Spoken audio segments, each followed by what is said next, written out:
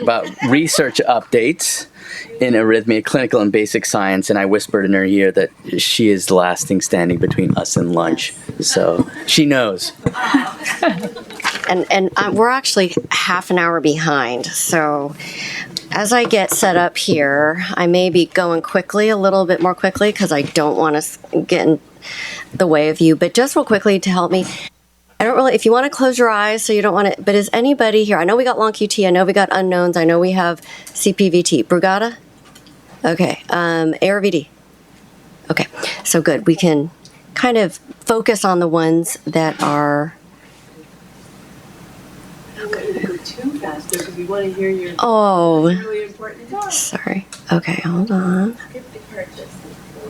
Okay, I'll try to focus. You guys can see that? Okay. I'm just really grateful to be here, to SADS, to all of you that came from far distances, and all of my patients. It really means a lot to me because you can see as physicians, we're always trying to learn. We're always trying to do better. And so I get this really great opportunity to talk to you about research. And research is where we take the disease or the unknown disease, find the disease, or find new treatments and cures. And you are a huge part of it. So I'm going to start with an inspirational story. To me, it's an example outside of arrhythmia disorders, but a lot of you had questions about gene therapy. So I want to show you how research truly makes a difference and what the future might hold for us. Then I'm going to share advances in research in all of your particular areas.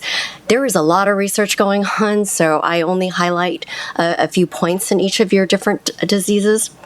In the end, I'm going to share a personal journey of how patients have made a huge difference in one rare disease and kind of let you see how it's difficult or how it's easier to make decisions and how it might translate into your own diseases. And you can understand how we come as physicians. And then I'm going to focus on how patient involvement in research makes the difference in how your child and you and your family can get involved in research if you're not already.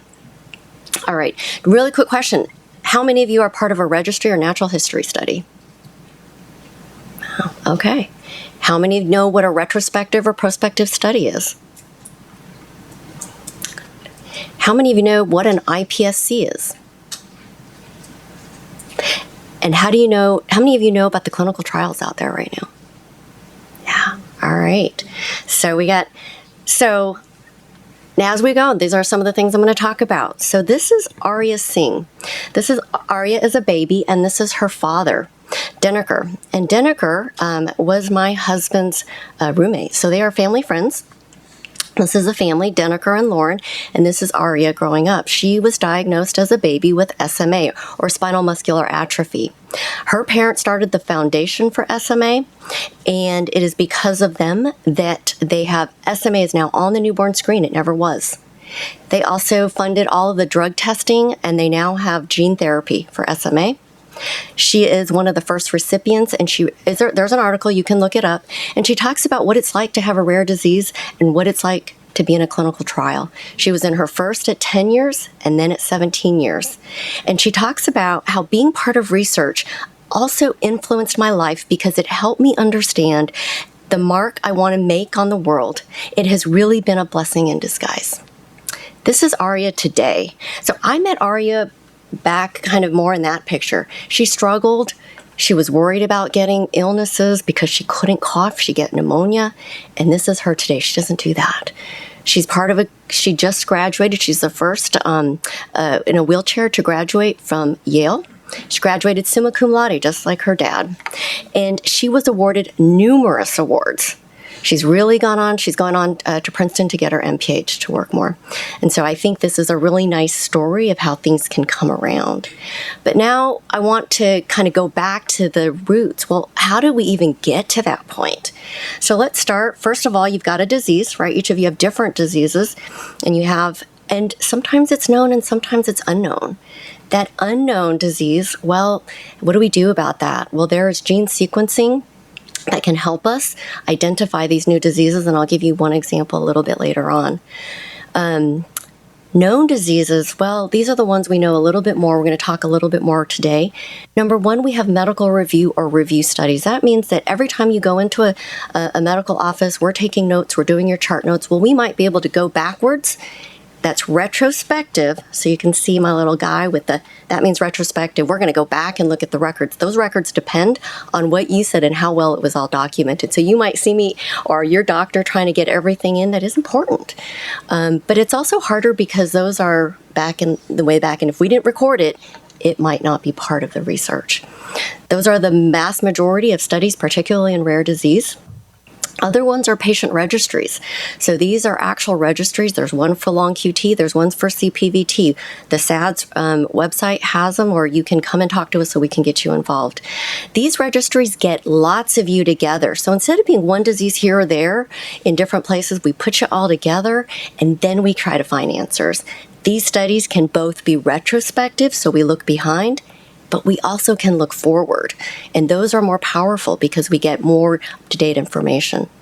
Lastly, there's basic or bench studies. So if you ever heard the term bench, we're talking about studies where we do studies in the lab. So this is not on your child. It may be on a mouse or a rabbit or in a cell. And this is an iPS cell.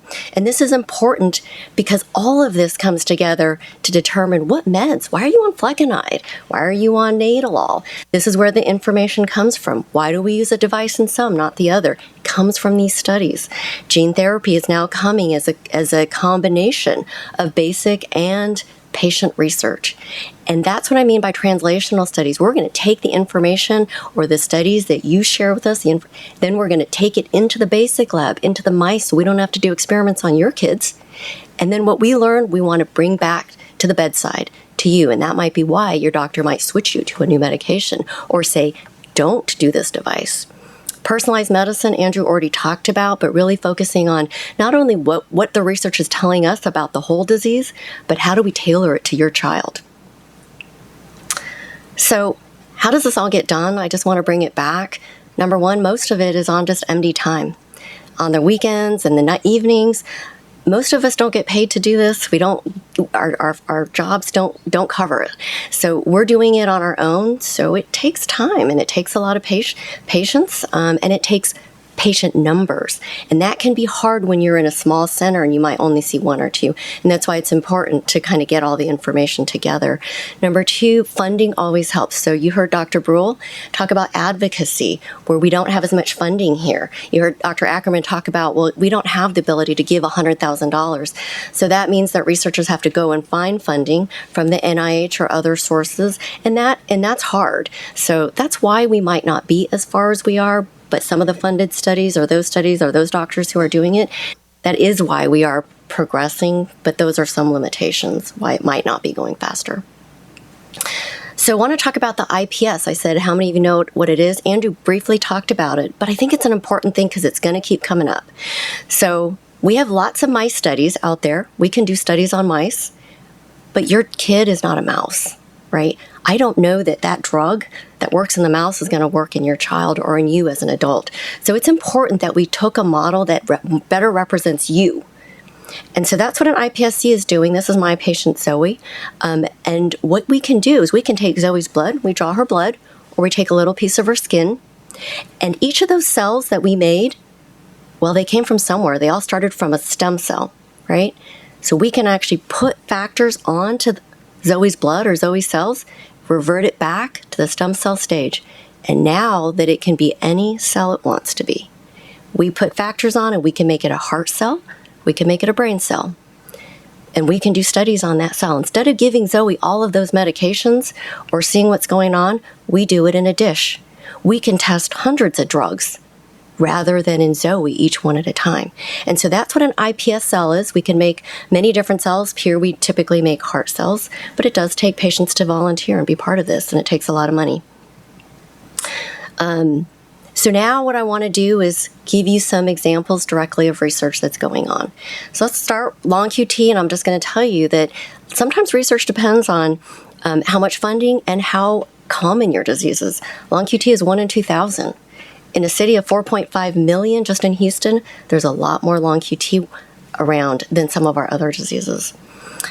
So I just want to tell you a little bit, and what you're going to see in the corner is the retrospective. It kind of tells you how the study was done, and just give you some examples of how some of these studies have led to what you guys are seeing in your own clinics.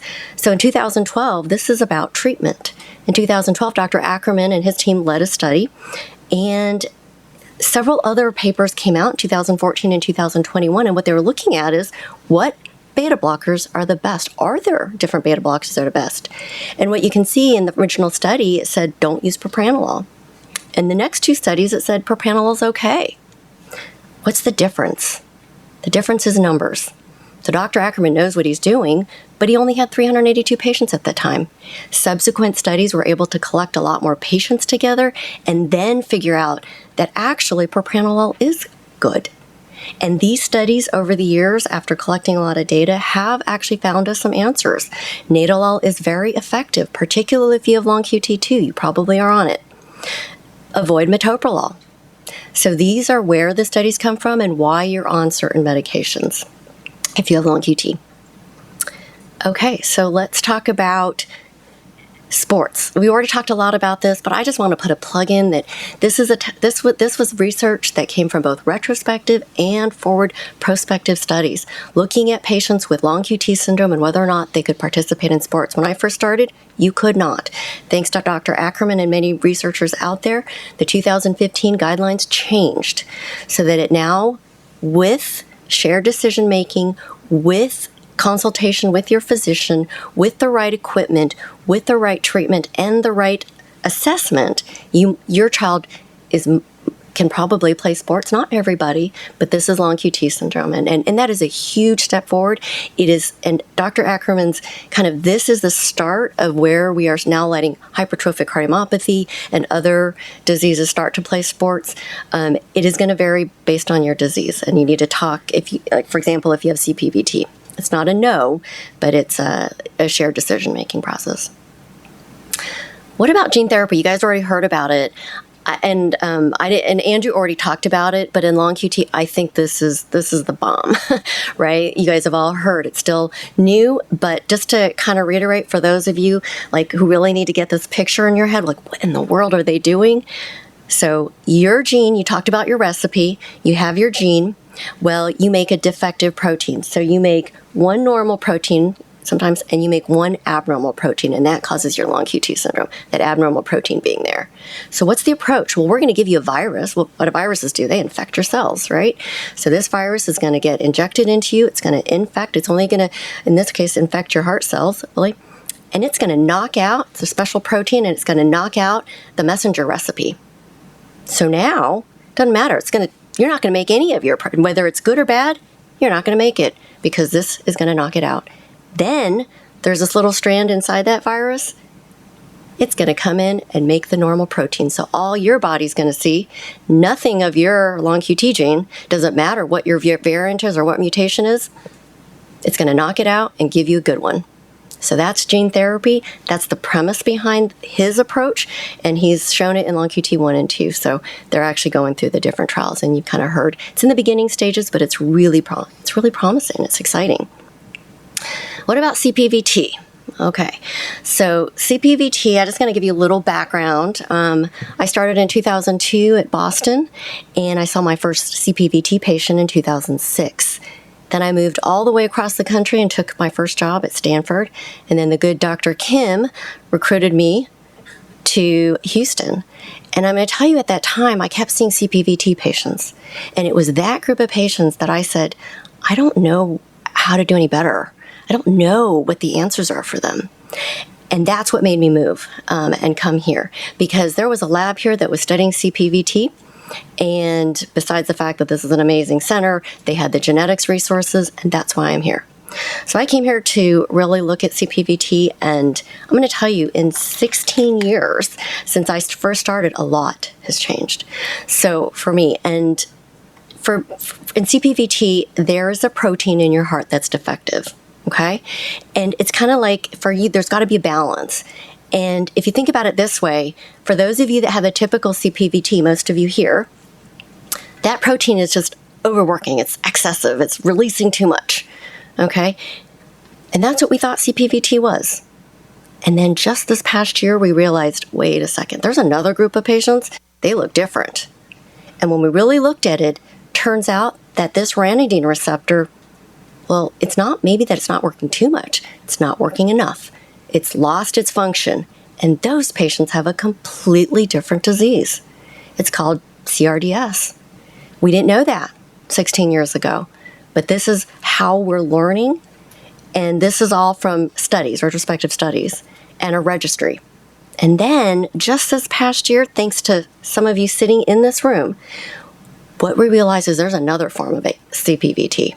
I call it atypical CPVT. It has more neurologic symptoms to it, some cognitive delays, and it has more rhythm issues that are different. In fact, using this data from our center and combining it with registry data, we actually our center presented with a lot of other physicians at Heart Rhythm Society. And just wanted to put a plug out. The registry is in Vancouver. If you're not part of the registry, please think about it, because this is where we're getting our information. And if you do have CPVT, you may want to think about, where do you fall in this? There's probably a spectrum that we didn't realize. And the atypical CPVTs, they have the developmental cognitive speech delays. They also have arrhythmias at rest, which is very different, right? Without adrenaline. And they have heart muscle problems, and they may be at higher risk. So these are the things we're learning, and we are learning it because we're listening to you. I mean, for me, it was because I just kept seeing CPVT until I saw something different. Other things that are going on in CPVT, this is a lab I came to work with. This is Dr. Warren's. This is the mouse I worked with. It has CPVT. And then I met Zoe. You've already met. All these are shared with permission. Well, guess what? Zoe has the same genetic change as the mouse. So what do? Zoe agreed to give her blood, and we made an iPSC cell of her heart cell. We also looked at the mouse. Now we got two things, the same thing. And we tested hundreds of drugs on Zoe, and we identified one. You can see this right here is abnormal rhythm. It's your CPVT, that VT. And we tested hundreds of drugs, and we found one that worked in both. And so that was written up, and we're hoping to push that through into ultimately maybe a clinical trial. There actually is another one that did the same thing, so this is great. It's out of Mayo Clinic, and it is another drug. If you look on the website, they're not enrolling it, but again, another drug looking at management of CPVT. Instead of beta blockers and flecainide, you asked that question. This is the drug. And we have another one that we discovered. Gene therapy. There's also gene therapy on for CPVT. It works a little bit different than long QT. Instead of knocking out, what it's going to do is it's going to take and it's going to add a protein or add the virus into your own genome, and it's going to produce a product that's now going to counteract your bad protein. So it's a different approach, different therapy. This is out of Boston, but I think it's encouraging to you that have it that people are working on it. Okay? And so it's going to fix that scale. All right. And I'm sorry I'm going fast, but Brugada syndrome. Okay, so yesterday, Dr. Natamani is an expert in Brugada syndrome, and he flew all the way from Bangkok to come here. And these are a couple of papers, and what I think is the most exciting about Brugada syndrome, if you have typical Brugada, is that there is now, before we didn't have a lot of answers, we didn't have a way to treat it well, but Dr. Natamani and his team, what they noticed is that, you know what, if we go in, Brugada has specific changes on the EKG, they can come and go. But they also notice that there's a finding on the heart itself, a structural finding. So what the doctors can do is, if you're having a lot of rhythm issues, they can take a little needle, it looks almost like Pulp Fiction, and they can enter like Dr. Barul, and they can get into that space. And what they notice is that right on that area in the front part of the heart, there are abnormal signals. And if they get rid of it, they ablate it or give a little heat energy, not only does it fix your EKG, but it fixes the rhythm. It's almost to me like, is this curative? That's exciting, because that might be a treatment for you guys in the future. We don't normally do it if you're in the beginning stages unless you have symptoms, but there's at least something that they're going after. Arrhythmogenic, I'm going to skip that because we don't have it.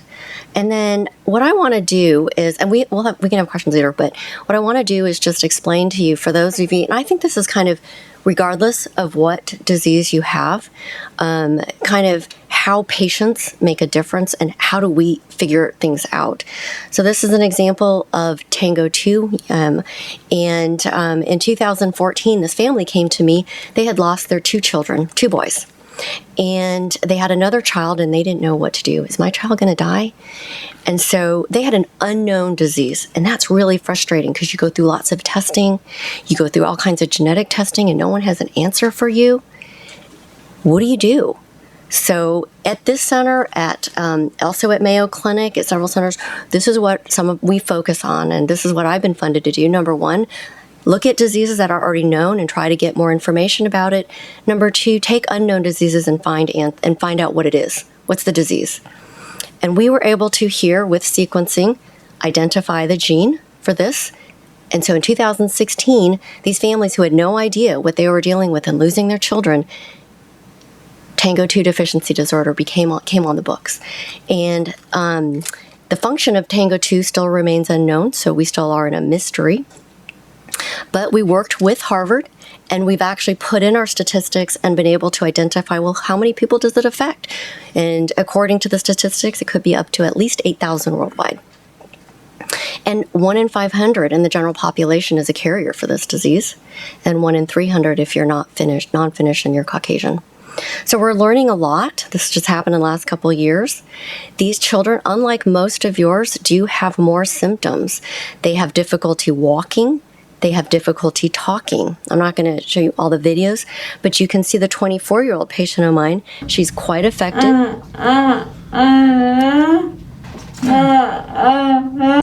You can't understand her. She can understand us, but you can't understand her.